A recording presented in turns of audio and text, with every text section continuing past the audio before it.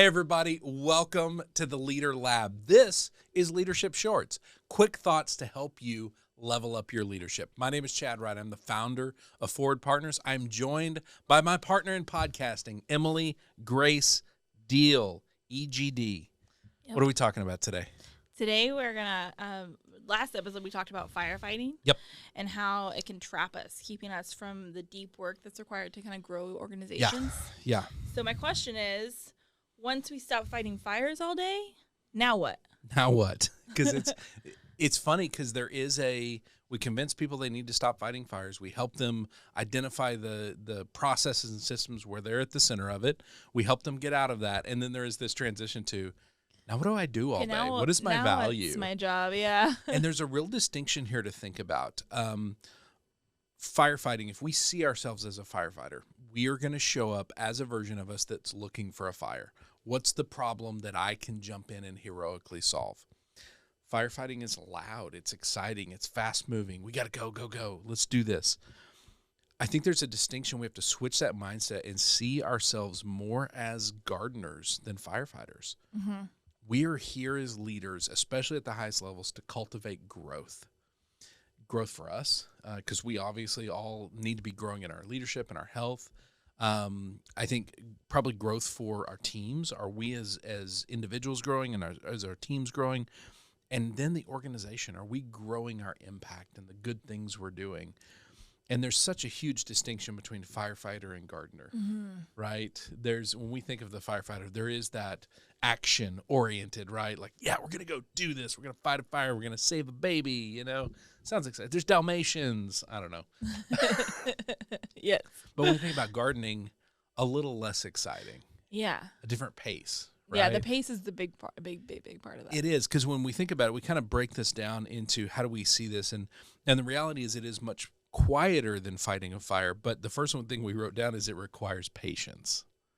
And this is why we are attracted to firefighting and we are not attracted to gardening. I think a big part of it is that it's that like unmapped terrain, right? You have this thing, if you wake up in the morning and you're like, I see what I need to do. You wake up, you see it on I have a task to go fix. Yes. I have something to go solve. Yeah. I am needed in this place.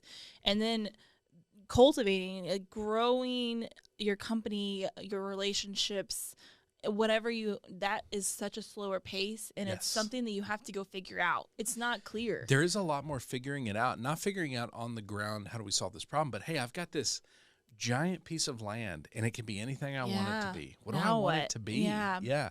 And it is a little scarier. And so it does require that ability to get up there, but also the patience to say this is going to be slow. The things we're creating and doing at this level of leadership, they're going to yield results 2 years from now, 5 years from now. Yeah, I really love that analogy of like, okay, you're gonna have to prepare it. You're gonna have to plant those seeds. Yes. You're gonna have to take care of it. Yeah. You're gonna have to do all this work. I'm not patient enough for gardening. That's Andy, my husband's job. Yes. He does all that. He's an Enneagram 9. He They has have a little more patience. Yeah. And he is okay with sitting there and waiting for the results. I'm like, wait, we don't have that now. Yes. We have to wait. Yeah, and this is the hard part is in some ways, if you look at a lot of driven leaders, they are very impatient and they feel like that's what got them to where they are. Yeah. And the reality is what gets you to that highest level and really that growth and impact we're really after is patience. But the other thing you kind of brought up there is intentionality. Like we have to create a plan and a vision. And like if we want to grow okra, we can't take a bunch of random seeds and just throw them out and hope luck. okra goes. Like I think there's some in there. There's also a bunch of other crap. I don't know. Like that's not going to work. Like there has to really be a plan and a vision, organization to that, and intentionality with every piece of it. Right? Like we are not just randomly throwing stuff out there. There's this careful idea about it. And the last piece that I think it really requires is this idea of pruning.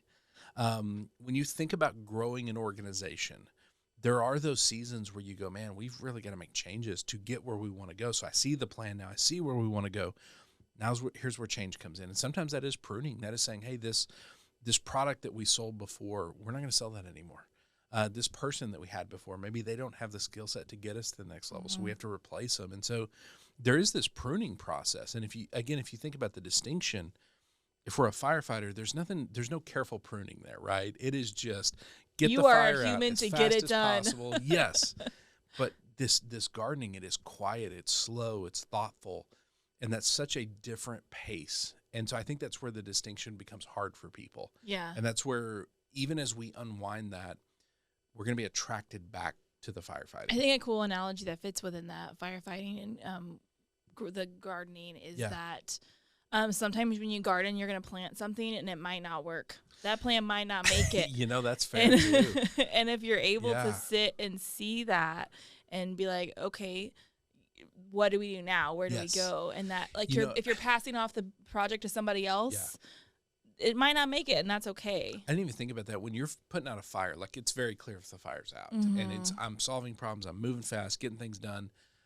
There's very few check boxes about the future. It is so much more, let's try something, see how it works, back off, try something else. Like, it is this constant adjustment that people are not comfortable with that tension. And again, this goes back to how healthy we are. If we're healthy and we can be patient with these things, we can handle that, the patience and just the cultivating nature of it. And so, it's a very simple distinction, but I think it makes a difference. So if you are that leader, if you're the leader who is, man, I'm trying to unwind from this, I'm putting out fires all day, I can't get anything done, and you start to make that shift, this is how you make that shift. Thinking of yourself mindset-wise of, I'm a gardener, I'm cultivating growth in myself, my team, my organization. And over time, that growth starts to yield massive impact.